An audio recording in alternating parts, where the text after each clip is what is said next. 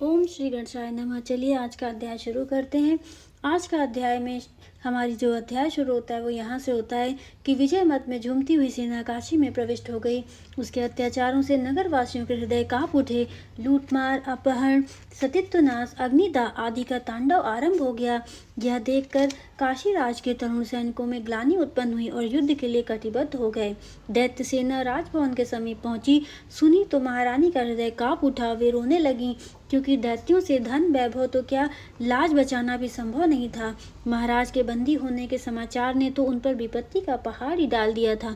महारानी का करुण विलाप विनायक के कानों में पड़ा तो वे क्रोधित हो उठे। उन्होंने घोर गर्जन कर सिद्धि का स्मरण किया। वह तुरंत ही उपस्थित होकर बोली, क्या आदेश है देव?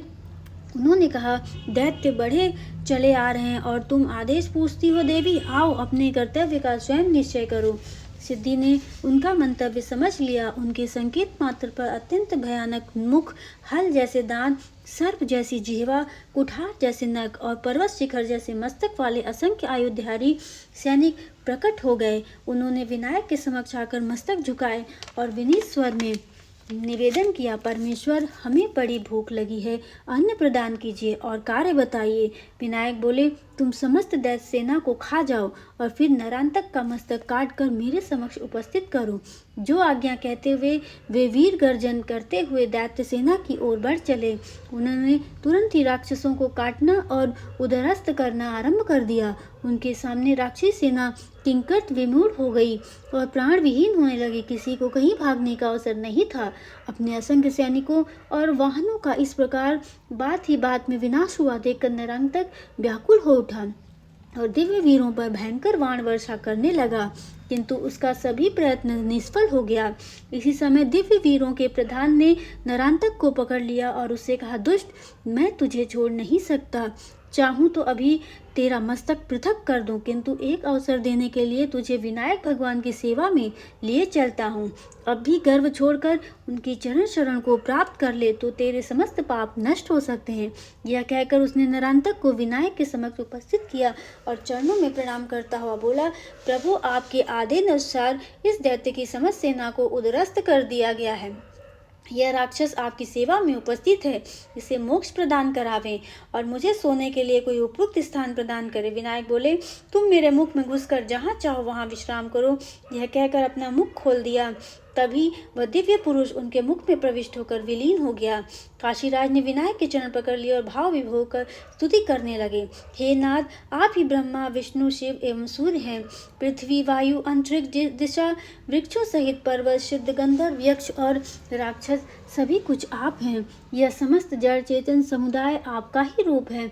प्रभु, आप सर्व समर्थ, सर्वाधार, सर्वव्यापी और सर्वज्ञ हैं। तत्पुरांत काशीराज ने विनायक देव का षोडशोपचार पूजन किया और ब्राह्मणों को अनेक प्रकार के दान दिए। सर्वत्र विजयोल्लास में उत्सव मनाए गए। घर घर में मंगलाचार होने लगा। जिधर देखो विनायक भगवान की जय का घोष सुनाई देता था। नरांतक का वध। नरांतक को विनायक देव की आज्ञा से राजभवन में ही बंदी अवस्था में रखा गया था। उसके साथ सम्मान का व्यवहार किया गया तथा भोजन शयन आदि की भी ठीक व्यवस्था रखी गई। लोगों ने कहा, इस दुष्ट को तड़पा तड़पा कर भूखा मार देना चाहिए, क्योंकि अत्याचारी को दंड दिया जाना ही चाहिए। विनायक ने कहा, इस प्रकार शत्रु का वध करना कायरता होगी। हमारा कर्तव्य है कि बंदी अवस्था में भी उसे कोई कष्ट न होने दें। इस प्रकार विनायक की आज्ञा का पालन किया गया। नरांतक समझ गया कि यह बालक कोई ईश्वर भक्त तो है ही, जिसने दिव्य सेना उत्पन्न करके उसके द्वारा समस्त दैत्य सेना का भक्षण करा दिया। यदि यह चाहे तो सभी कुछ कर सकता है, परंतु मुझे इसके साथ युद्ध तो करना ही चाहिए। यदि इसके हाथ से मारा गया तो मोक्ष मिलेगा, अथवा यह मुझसे मार हार गया तो मैं समस्त मनुष्य लोक का स्वामी हो जाऊंगा। उसने विनायक से मिलने की इच्छा प्रकट की तो वे उसके समक्ष पहुंच गए। उन्हें देखते दैत्यराज बोला, अरे बालक, तूने तो बड़ा इंद्रजाल दिखाया, किंतु तू जानता नहीं कि हम दैत्यगण स्वभाव से ही इंद्रजालिक होते हैं। अकेले मेरे से ही समस्त ब्रह्मांड कंपायमान रहते हैं। मेरे भू विक्षेप मात्र से वायु चलता है, वर्षा होती और काल की गति नियंत्रण में रहती है। सूर्य चंद्रमा भी मेरी आज्ञा के बिना गति नहीं कर सकते। तब तू मेरे क्या अनिष्ट कर सकता है? विनायक बोले, अभी तेरा गर्व नष्ट नहीं हुआ। अरे मूढ़, तू अपनी सेना को नष्ट होती हुई स्वयं देख चुका है, फिर भी तेरे नेत्र नहीं खुले। उस समय तेरा पराक्रम कहाँ था? जब तू पकड़कर यहाँ लाया गया था। नरांतक ने कहा, मेरे पराक्रम को चुनौती देता है मूर्ख, मैं तुझे अभी नष्ट किए देता हूँ। यह कहकर वह सहसा उठा और विनायक पर झपट पड़ा। तभी काशी नरेश ने उसे ललकारा, निर्लज्ज, अभी भी तेरा अहंकार मरा नहीं, जेबरी जल गई किंतु बल नहीं गया। अरे मूर्ख, तू निरंतर अपने प्राण क्यों खोना चाहता है? नरांतक क्रोधित हुआ बोला, अरे कायर, इस बालक की ओट लेकर वीर बनना चाहता है, परंतु तेरे जैसे नरों को मारने में समर्थ होने के कारण ही मेरा नाम नरांतक हुआ है। काशीराज बोले, देव प्राप्त वर और पुण्य तभी तक कार्य करते हैं जिनका भोग अथवा अवधि समाप्त नहीं हो जाता। तेरे नर की अवधि और पुण्य दोनों ही समाप्त हो चुके हैं, किंतु क्योंकि तू साक्षात भगवान विनायक के प्रति अपशब्दों का प्रयोग करता हुआ उनसे व्यर्थ ही शत्रुता मोल ले रहा है। बस इतना सुनते ही दैत्यराज अत्यंत उग्र हो उठा। उसने झपट कर काशीराज का धनुष छीना और उसके 2 टुकड़े करके फेंक दिए। फिर उन्हें धक्का देकर उनके वक्ष स्थल पर चढ़ बैठा और मारने का प्रयत्न करने लगा। विनायक ने काशी नरेश को इस प्रकार दुर्दशाग्रस्त देखा तो नरांतक के विशाल मस्तक पर परशु प्रहार किया, जिससे वह दैत्य कुछ समय के लिए मूर्छित हो गया, किंतु चेतना लौटने पर उठकर घोर युद्ध करने लगा। उसने दौड़कर बड़े बड़े वृक्ष उखाड़कर विनायक पर फेंके, पर यह देखकर उसे अत्यंत आश्चर्य हुआ कि उसके द्वारा फेंके जाने वाले सभी वृक्ष विनायक के परशु के धार का स्पर्श पाते ही चूर्ण विचूर्ण हो जा रहे थे। अब उसने आसुरी माया फैलाई और विविध रूप धारण कर प्रकट होने लगा। विनायक ने उसकी माया को नष्ट कर दोनों हाथ काट डाले, किंतु वर प्राप्ति कारण उसके नवीन हाथ उत्पन्न हो गए। अब विनायक ने उसका मस्तक काट दिया, किंतु वह भी नया उत्पन्न हो गया। इस प्रकार उसके साथ और मस्तक बार बार कटने पर भी नवीन उत्पन्न हो जाए थे। इस प्रकार वह दैत्य किसी भी प्रकार वश में नहीं आ रहा था। यह देखकर विनायक देव ने तीक्ष्ण बाणों की मार से उसके दोनों पांव काट दिए।